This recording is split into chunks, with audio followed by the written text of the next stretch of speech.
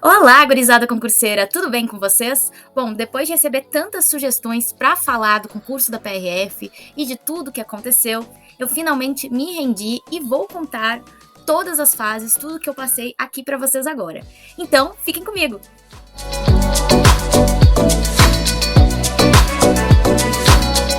Bom, tudo começou quando eu estudava para a área de tribunais. Já tinha batido na trave algumas vezes, já tinha passado para oficial de justiça do TJ do Rio Grande do Sul, mas eu estava num lugar da lista que, se me chamassem, seria ali perto de expirar a validade do concurso. Então, eu ainda não tinha me firmado na área de tribunais, então eu comecei a questionar se aquela área realmente era para mim. E daí começou a surgir os boatos que ia ser o concurso da PRF, que iam ser muitas vagas, e daí nisso eu comecei a questionar, será que eu poderia ser uma policial? Então eu comecei a ver assim a instituição, a ver que prezavam pela diversidade, isso de ser formado em qualquer área de formação, então trabalhar com pessoas que têm diversas profissões. Isso tudo começou a me deixar muito empolgada, até porque eu sempre quis ajudar, botar a mão na massa e realmente ser uma servidora para ajudar a sociedade. E assim, até quando eu dei minha entrevista no Estratégia falando disso, muita gente me criticou. Mas, gente, cara, não é só de salário e de estabilidade, você tem que ter uma motivação a mais para ser policial. E eu acho que falar de salário e de estabilidade é meio redundante, porque se você quer ser servidor, você tá buscando isso, obviamente. Mas o que eu estava buscando a mais era ajudar a sociedade, era fazer o bem para a sociedade. E poder botar a mão na massa, assim, trabalhar na linha de frente, para mim era algo, nossa, sensacional. E eu comecei a me apaixonar por aquilo. Não era meu sonho ser PRF, mas eu transformei num sonho. Inicialmente não era e depois virou, né? Então, eu comecei a estudar, assim, com muita vontade para passar. Eu estudava 8 horas líquidas diárias. Eu não tinha sábado, não tinha domingo. Eu larguei tudo para estudar para PRF. E foram 8 meses estudando até a prova, né? Eu estudei ali no pré-edital. E, claro, todos os detalhes da minha preparação na prova objetiva, eu vou deixar aqui a entrevista do Estratégia para vocês clicarem e assistirem, caso vocês se interessem. Mas a minha preparação, assim, para a prova objetiva foi bem penosa, assim, no sentido de eu me sacrifiquei muito estudando, muito. Eu realmente não passei por sorte, passei por muito suor e esforço. Foi, assim, muito sofrido para mim, porque era na época ali que tava ainda rolando a pandemia, né? E eu já tinha passado pelo auge da pandemia de não ter editais, de ficar estudando ali sem saber o que ia acontecer, né? Então, naquele auge da pandemia, foi bem complicado, bem angustiante, com o concurso sendo adiado, né? A prova foi adiada, né? E tudo que aconteceu. Então, foi muito angustiante, e acredito que para todos que estudaram para essa prova, diante de toda a situação, né, gente? Pleno Covid-19, foi bem, bem complicado mesmo. No dia da prova, quando eu abri ela, eu tava esperando outra coisa, né? Eles mudaram radicalmente da outra prova, da prova anterior, da PRF, pra que eu fiz. Então eu tomei aquele baque quando eu abri a prova, fiquei nervosa, porque quando você estuda 8 meses ali, focada, sem ter um descanso, você começa a sentir aquele peso de ter estudado muito. Quando a gente não estuda nada, a gente não sente esse peso, mas quando a gente coloca tudo em jogo pra uma prova, e você abre ela não é o que você tá esperando, você toma um baque. E eu tomei esse baque, só de ver que a prova começava com inglês em vez de português, eu já fiquei meio assim, meu Deus, o que tá acontecendo, né? Nunca vi uma prova começar com a disciplina de inglês. E fui tentar fazer português primeiro, que eu tinha facilidade, li o texto umas várias vezes e não conseguia entender nada. E eu sempre fui muito boa em interpretação de texto, então eu li aquilo, daí eu comecei a ficar muito nervosa, né? Daí começou a me bater aquela ansiedade, aquela coisa de, meu Deus, será que eu vou jogar todo esse tempo de estudo fora? E nisso já tinha passado 15 minutos de prova. E eu pensei, não, eu vou pôr minha cabeça no lugar. Eu estudei, eu mereço passar nessa prova. Então eu pedi pra ir no banheiro, no que eu fui no banheiro, eu lavei meu rosto, me olhei no espelho e falei comigo ali mesmo no espelho, falei, você vai conseguir, você só tem que mudar o jeito de fazer essa prova. Vai lá que você vai conseguir. Você não chegou até aqui pra desistir. E daí eu voltei, sentei, dei uma respirada, abri a prova de novo e pensei, vou ir pro direito, né, pras disciplinas de direito, porque nessas disciplinas eu tenho muita facilidade e isso vai me acalmar.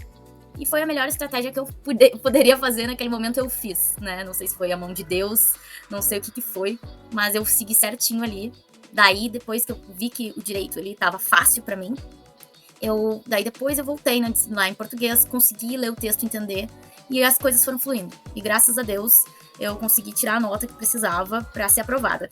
E para mim, assim, quando eu saí da prova, eu achava que eu não tinha entrado. Então eu chorei demais, eu chorei muito. E eu olhei no Olho na Vaga e tava minha nota lá embaixo. Então, né, o Olho na Vaga, que é aquele site que meio que faz uma estimativa, né, da nota de corte, faz um ranking, assim, pra você meio que ver como você está. E pelo gabarito extraoficial, eu tava com uma nota baixíssima ali, não baixíssima, mas não a ponto de ser aprovado, né? Mas daí, nisso, vem o gabarito oficial, graças a Deus, daí depois vem o gabarito definitivo, que me ajudou mais ainda, e daí consegui aprovação na prova objetiva. Mas mal sabia eu que essa era a parte mais fácil da história.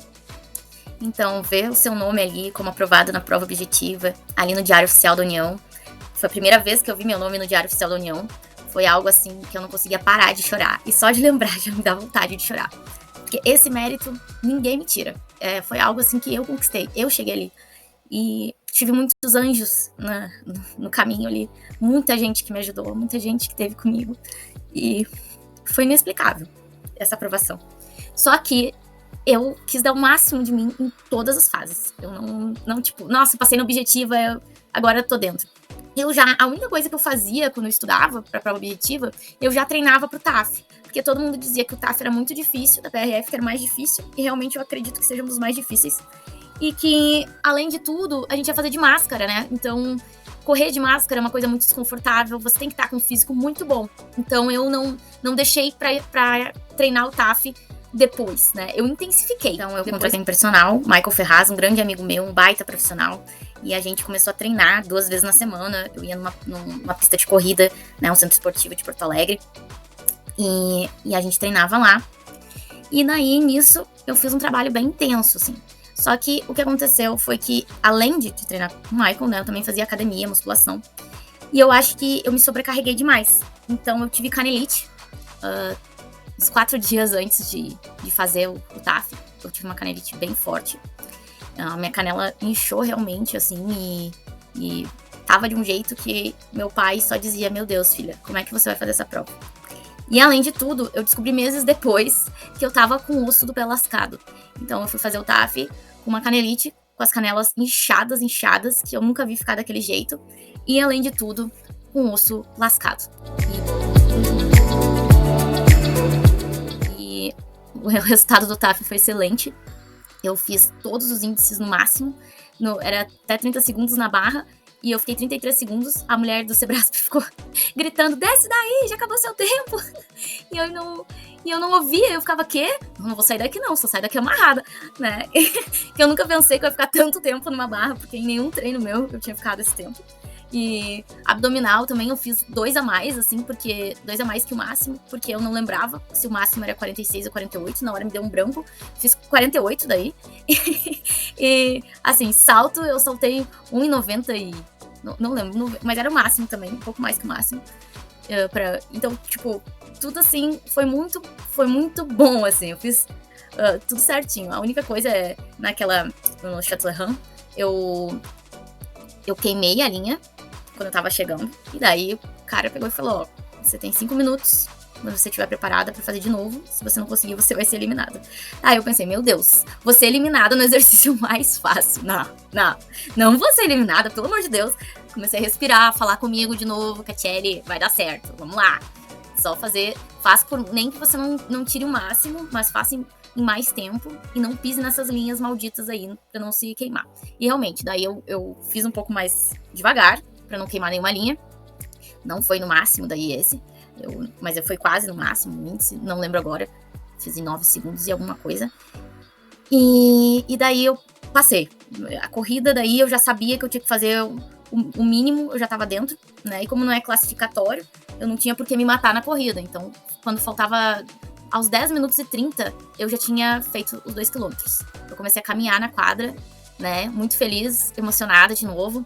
Porque, assim, eu fui correr e na minha raia só tinha homens. E o índice deles era maior, né? E eu E só tinha uma menina, né? Eu, uma menina, e o resto tudo eram homens. E daí eu me desesperei, porque eu tava numa das últimas, e comecei a correr junto com os primeiros ali.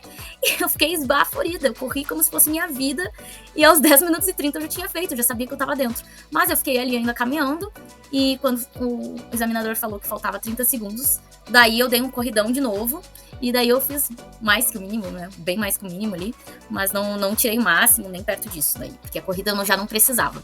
Então foi um resultado no TAF que eu fiquei muito feliz, assim, porque foi muito bom. Meu treinamento todo, no fim, deu uma baita diferença, assim. Eu tava segura na hora de fazer, eu tava calma, eu tava ali sabendo que era só dar o meu melhor que eu ia conseguir. Então foi muito legal isso. Depois vem uma fase do teste psicológico, que foi a fase mais temida dos candidatos, né? E é uma fase muito angustiante, porque realmente você não entende o que faz eliminar alguns candidatos e outros não, né? Apesar de estar especificado ali, você vê muita gente boa sendo eliminada, né? Muita gente que você vê que poderia ser grandes profissionais ali dentro da PRF e que são eliminados nessa fase. E fica uma coisa meio obscura, né? Mas, graças a Deus, quando eu vi meu nome ali que eu tinha passado, né, que foi um dia bem cansativo, foi um dia inteiro de testes, da manhã até 6 da tarde, muitos testes, então no final tu já tá cansado, assim, né, de responder aquelas coisas, e você fica com muito medo que qualquer coisa ali, até o seu cansaço te atrapalhe, né, e graças a Deus deu tudo certo, passei mais uma fase e eu tava, assim, muito feliz, né? E a gente já começa a planejar a nossa vida toda ali com o PRF, já começa a sonhar cada vez mais. Cada fase que passava e eu via meu nome ali na lista, era um motivo de muita felicidade. Bom, e depois vem a fase dos exames, né? E assim, todo mundo acha que essa fase é mais tranquila, mas não é não. Era uma lista enorme de exames bem específicos e assim, é muita grana para fazer esses exames. Eu com plano de saúde gastei em torno de R$2.500. Até porque, às vezes, a gente esquecia de pedir algo, tipo, um RQE em algum laudo, alguma coisa assim, daí tinha que voltar, e daí não saía bem com tudo ali dentro da descrição, daí a gente pedia de novo, e daí nisso tu ficava numa correria ali com aqueles exames. Eu morei praticamente no hospital em torno de um mês ali, morando no hospital praticamente. Era eu de manhã, de tarde, de noite, dependendo. Porque era um tempo curto para te fazer tantos exames tão específicos daqueles. Então, você às vezes tinha que conseguir um caixa de última hora, você tinha que se virar para fazer esses exames naquele curto período de tempo que tinha. E daí, além de tudo, a gente ficava muito tenso, porque teve um concurso anterior que eu conheço uma pessoa que foi eliminada porque não tinha colocado um RQE num exame. E daí todo mundo ficava com esse medo, se eles iam deixar a gente consertar caso faltasse alguma coisa, ou se iam fazer que nem esse concurso que deu muito problema no concurso passado. Não era o último. Não sei te dizer agora não sei dizer pra vocês agora qual era o ano desse concurso, mas teve um que teve umas eliminações assim nos exames médicos. E daí, todo mundo fica tenso, né? Porque vai que acontecesse de novo. Então, foi uma fase bem tensa, assim. Todo mundo, eu conferindo, tinha um amigo meu, a gente ficava conferindo exame por exame, se faltava alguma coisa. Tem RQE, tem CRM, né? E assim, quando eu chegava, às vezes, pedindo um exame pro médico, ele dizia, eu nunca pedi esse exame em toda a minha vida médica. Que exame é esse? Então, realmente, foi, assim, uma fase que é bem complicada, nesse sentido de tantos exames, sair tão caro. É um estresse, você pra cima e pra baixo, pra conseguir tudo aquilo. E daí também você é examinado, né, por 2 médicos ali, eles fazem todos os testes contigo, fazem algumas perguntas, e daí ele, através dos exames esse exame também com os médicos do Sebrasp ali, daí eles te davam um resultado. E graças a Deus deu tudo certo mais uma vez, e é aquilo, eu achava que eu já tinha passado pelo mais difícil, né, que eu tinha passado que tudo que podia me derrubar seria ali. Mas não foi, né? Infelizmente, lá dentro, eu acho que a pior fase do concurso é o curso de formação. Eu fico até espantada quando eu vejo alguns colegas meus botando que estão com saudade do curso, sendo que na época estavam surtados. Então, o curso realmente é a fase mais difícil, né? Gente, o papo tá muito bom. Mas esse vídeo vai ficar muito grande, né? Eu abri aqui meu coração pra vocês, contei tudo até agora. Só que pra contar sobre o curso de formação, eu vou ter que fazer um segundo vídeo. Mas eu quero saber se vocês realmente querem esse segundo vídeo. Então comentem aqui embaixo se vocês querem esse segundo vídeo contando do curso de formação, que daí vai ser o próximo vídeo que eu vou postar contando essa parte. E assim, né, gente? Eu acho que é muito bom quem tá pensando em CPRF saber de todas as fases, né? Saber um pouco do que acontece. porque romantizam muito a polícia, né? E a polícia é realmente uma profissão linda, né? CPRF é uma profissão linda. Só que a gente também tem que saber o lado ruim e como é árduo, como é sofrido o processo para se tornar PRF. Assim, e que muitas vezes não depende só da gente ainda, né? Então é isso, pessoal. Espero que vocês tenham gostado. Se gostaram, curtam aqui esse vídeo. Não esqueçam de se inscrever aqui no canal e ativar o sininho das notificações, para quem ainda não fez. E também deixa aquele feedback no @Catiele no Instagram, que eu vou ficar muito feliz em saber se vocês estão gostando do conteúdo e também para dizer o que vocês querem ver aqui. Eu estou sempre disposta a melhorar aqui o conteúdo para vocês. Então é isso. Beijo e até a próxima.